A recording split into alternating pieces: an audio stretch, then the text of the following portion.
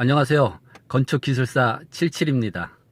오늘은 건축 구조에서 기본이 되는 기초 구조인데 앞에 타이틀에도 말씀드렸지만은 그 다른 부위는 다 어떻게 뭐 사후에 보완이 되는데 기초만큼은 절대로라는 말은 참 사람이 쓰면 안 되지만은 사실 절대적인 건 없어요.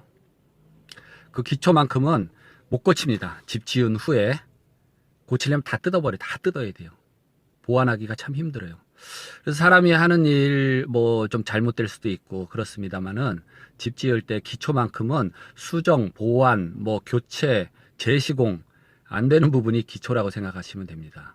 그래서 또 기초가 튼튼하지 못하면 건물에 균열이 가거나 건물이 기울어진다든지 이런 일이 생기고, 또 비단 기초만의 문제가 아니라 기초를 또 받치고 있는 그 밑에 지반, 즉 땅이 얼만큼 또 문제가 있나 없나, 연약 지반인가, 또 뭐 질이 다른 토질이라든지 뭐 지하 수위 관계, 뭐 이런 것들에 의해서 기초에 문제가 생길 수가 있어요.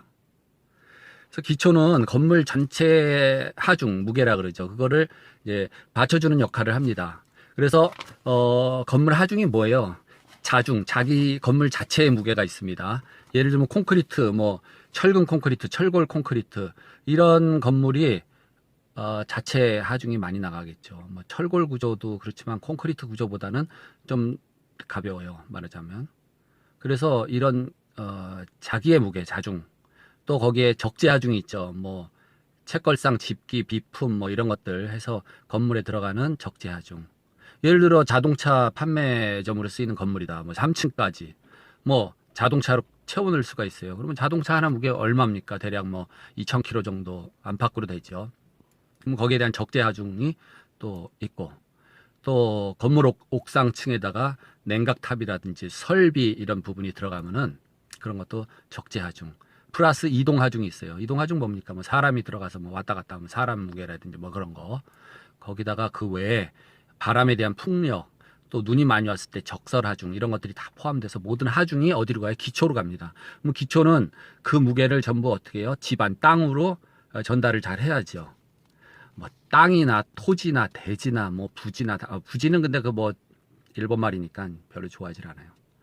뭐 전부 다 이게 땅의 개념인데, 어쨌든 그 지상에 있는 그러한 무게를 전부 받아서 땅 속으로, 집안으로 전달해 주는 위치에 있는 게 기초인데, 기초는 어떻다?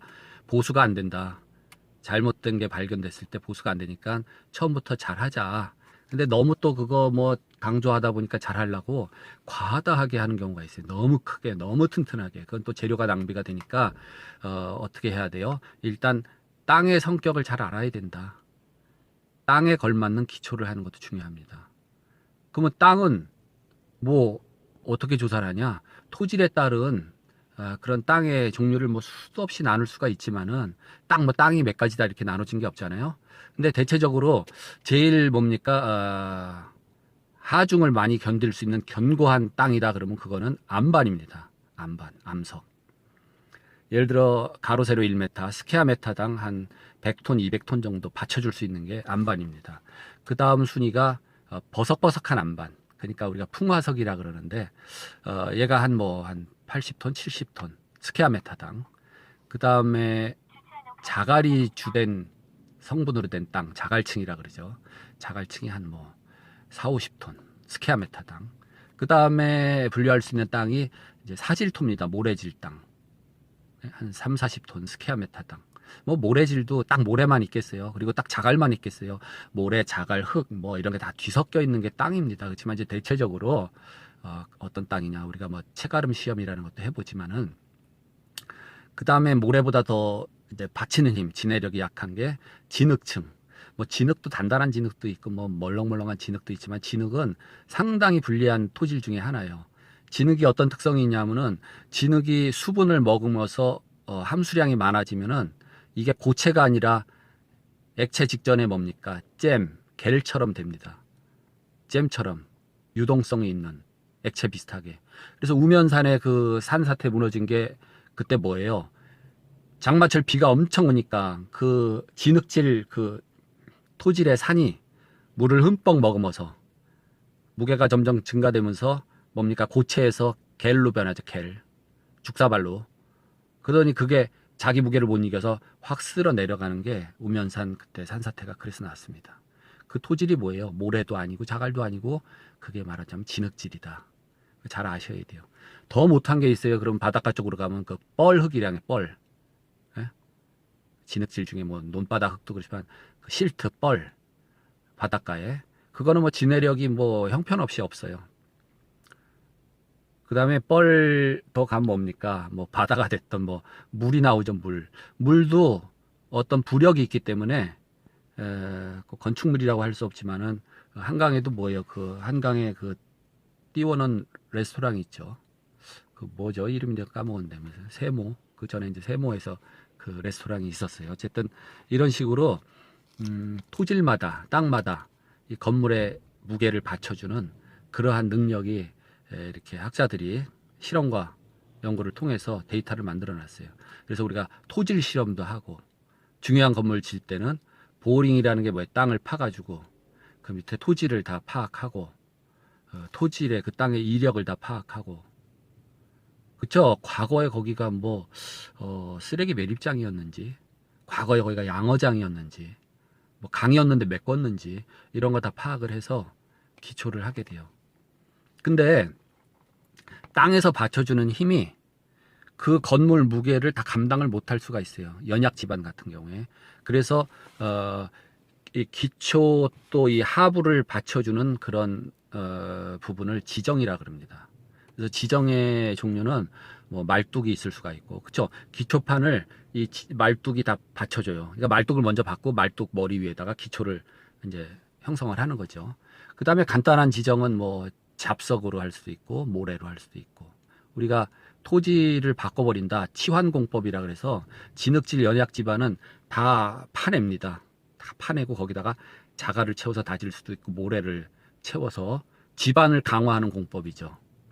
치환공법이라는 것도 있고 또 뭐 별 여러 가지 특수한 공법이 있지만은 우린 보통 뭐 주택 짓고 하는데 그 정도만 알면 되니까 이제 진흙질 지반이 별로 좋지가 않다.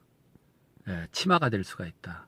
근데 일정하게 치마가 되는 건 상관이 사실 없어요. 눈에 띄지도 않고 기계로 재봐야 얼마나 치마가 됐다는 걸 아는데 이 부동치마라는 거 있습니다. 나중에 자세히 얘기 드릴 텐데 이렇게 한쪽이 가라앉아요. 한쪽은 덜 가라앉고 이게 부동치마입니다. 그럼 건물이 어떻게 돼요? 기울어지는데 대표적인 게 뭐예요? 그 피사에 있는 종탑이죠. 피사의 사탑, 기울어져서 사탑인데 그 집안에 문제가 있습니다. 그 종탑 자체는 견고하고 튼튼하게 잘 만들었는데 이 집안이 연약 집안이다 보니까 이제 기울어지기 시작한 거예요. 만들고 세월이 처음에는 수직으로 딱 섰죠. 세월이 지나면서 이 집안이 뭐예요? 제가 알기로 한 그때 당시에 3m 정도까지만 다졌던 것 같아요. 그 밑에 진흙층도 있고 모래층도 있고 뭐 해서 그 진흙층이 문제가 되는데 그 종탑이 이제 기울어지기 시작을 했죠. 그래서 그거를 막느라고 상당히 학자들과 공학자들 연구를 많이 했어요. 그래서 무거운 납덩어리로 이 기울어지잖아요. 여기다 납덩어리를 얹어서 눌러놓고 또 여기 벨트를 또 쇠 벨트를 감아서 이게 뭐예요? 붕괴가 되지 않게 하고 또 기울어지는 쪽 기울어지지 말라고 그 반대편 여기를 또 뭐예요? 굴삭을 했죠. 다 파내고 이런 노력을 통해서 지금은 이제 그 기울어진 게 뭐 바로 세워지진 않았지만은 기울어진 게 멈췄다. 앞으로 한 뭐 200~300년은 더 기울어지지 않을 것이다. 그래서 그 피사의 사탑은 참 집안에 땅에 문제가 있지만은 그동안 역사적으로 한 4차례 그 지진 강도 4 이상의 지진을 견뎌냈어요. 그래도. 네. 그래서 우리가 중요한 거는 어쨌든 집을 지으면서 기초만큼은 보수 보완이 안 된다. 이 점을 잘 아셔야 돼요. 그래서 다음 시간에 기회가 될 때 그 땅에 있어서 과연 치마가 되면서 피사의 사탑처럼 똑바로 치마가 되면 어떻게 돼요? 그냥 기울어지지 않고 그냥 치마가 좀 되겠죠. 근데 아무리 치마가 많이 된들 뭐 1층이 잠길 정도로 치마가 되겠어요. 조그만 뭐 10cm, 20cm 치마가 되고 멈춰주면 좋은데 이게 뭡니까? 똑바로 치마가 되는 게 아니라 이렇게 부동치마. 부동치마의 원인 거기에 대해서 우리가 좀 짚고 넘어가야 돼요. 부동치마의 예가 상당히 많은데 우리가 흔히 겪을 수 있는, 흔히 그 상황이 될 수 있는 그러한 부동치마가 있습니다. 그래서 그런 부분을 자세하게 설명을 드릴게요. 오늘은 제가 지금 차 안에 있는데 조금 기다리는 시간 동안에 이 기초의 건축물 구조 중에 가장 말 그대로 베이스죠. 베이스, 파운데이션 기초에 대해서 잠깐 얘기를 드렸습니다. 제 영상 시청해 주셔서 고맙습니다. 다음 시간에 봬요.